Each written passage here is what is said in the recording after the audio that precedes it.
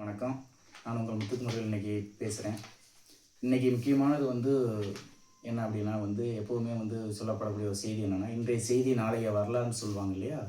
அதே மாதிரி இன்றைக்கி நம்ம தமிழ்நாடு முதலமைச்சர் மாண்புமிகு சி ஜோசப் விஜய் இன்றைக்கி நிறையா முக்கியமான தலைவர்களை எல்லாம் சந்திச்சிருக்காரு. அது என்ன முக்கியமான தலைவர்களை நம்ம சந்திச்சனால என்ன அது பெருசாக பேசப்படுது அப்படின்னா, தமிழ்நாட்டு அரசியல் வரலாற்றில் கடந்த 30 ஆண்டுகளாக ஆளுங்கட்சி எதிர்கட்சி யாருமே எந்தவித நல்லதோ கெட்ட விஷயங்களுக்கோ யாருமே தலையிட மாட்டாங்க, யாருமே பேசவும் மாட்டாங்க. அந்த துக்க விஷயத்துக்கும் நல்ல காரியங்களுக்கும் செல்றதில்லை.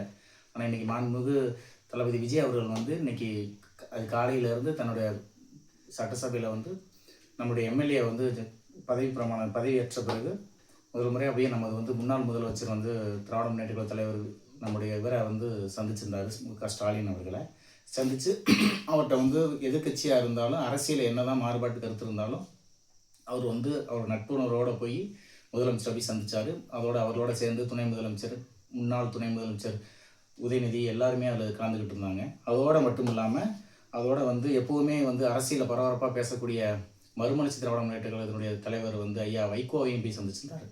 அவர் குறிப்பாக ஒரு மிகச்சிறந்த பார்லிமெண்ட்னு சொல்லுவாங்க, அதாவது பார்லிமெண்ட் டைகர்னு சொல்லுவாங்க. அந்த மாதிரி மிகச்சிறந்த ஒரு அரசியல்வாதி சொல்லக்கூடிய வைகோவை போய் சந்தித்தார். அது வைகோவை மிக அழகாக வீட்டுக்கு முன்னாடி அவரே அவருடைய மகன் உட்பட எல்லாரும் வரவேற்று மிக சிறப்பாக இருந்தது. அதுக்கடுத்து அன்புமணி ராமதாஸ் அவரை போய் சந்தித்தார். பாட்டாளி மக்கள் கட்சியினோட தலைவர், தற்போதைய தலைவர் அன்புமணி ராமதாஸை போய் சந்தித்தார். அவங்க வீட்டில் போய் எல்லாமே சந்தித்து எல்லாமே நல்லா இருந்தது. அதற்கு பிறகு ரொம்ப எதிர்ப்பாக இருக்கக்கூடிய நம்ம அரசியல் கட்சி மாநாடு நடத்துகிறப்பயே கடுமையாக எதிர்ப்பு தெரிவித்த நாம் தமிழர் கட்சியினுடைய தலைவர் அண்ணன் சீமான் வீட்டுக்கும் போய் சந்திச்சிருந்தார். இது மாதிரி மிக முக்கியமாக 4 விஷயங்கள் சந்திச்சிருக்காங்க.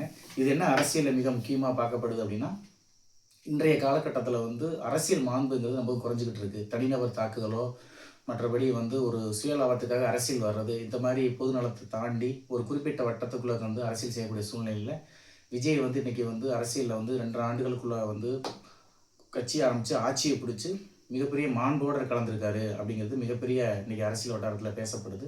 அது நம்ம கடந்த காலங்களில் பார்க்குறப்போது அனைத்து இந்திய அண்ணா திராவிட முன்னேற்ற பொதுச் செயலாளர் மறைந்த முன்னாள் முதல்வர் அம்மையார் ஜெயலலிதா அவர்கள்லாம் நம்ம பார்க்குறப்ப மிக கடுமையாக இருப்பாங்க. சொந்த கட்சியிலேருந்து மாற்று கட்சியில் யாராவது திருமண உறவுகள் இருந்தால் கூட போகக்கூடியாத ஒரு சூழ்நிலை இருந்துச்சு. அதை தொடர்ச்சியாக அவங்களுடைய அந்த அரசியல் வாழ்க்கை இருக்கிற வரைக்குமே தொடர்ச்சியாகவே அதே மாதிரி போக்கு இருந்தது. அதை எல்லாத்தையுமே உடைச்சு இன்றைக்கி என்னதான் சீமான் மிக கடுமையாக விமர்சனம் பண்ணார். அவர் என்ன தமிழ் தேசியம் இல்லை, திராவிடம் இல்லை, நடுரோட்டில் நின்று அடிபட்டு போகிற அளவுக்கு கடுமையாக விமர்சனம் செஞ்சாலும் இன்றைக்கி மாண்புமிகு தமிழ்நாடு முதல்வர் திரு ஜோசப் அவர்கள் மிக முக்கியமாக எல்லாத்தையும் சந்தித்து தமிழக மக்களுடைய உணர்வில் மேலும் அதிகமாக அவருக்கு ஒரு நன்மதிப்பு ஏற்பட்டிருக்கு.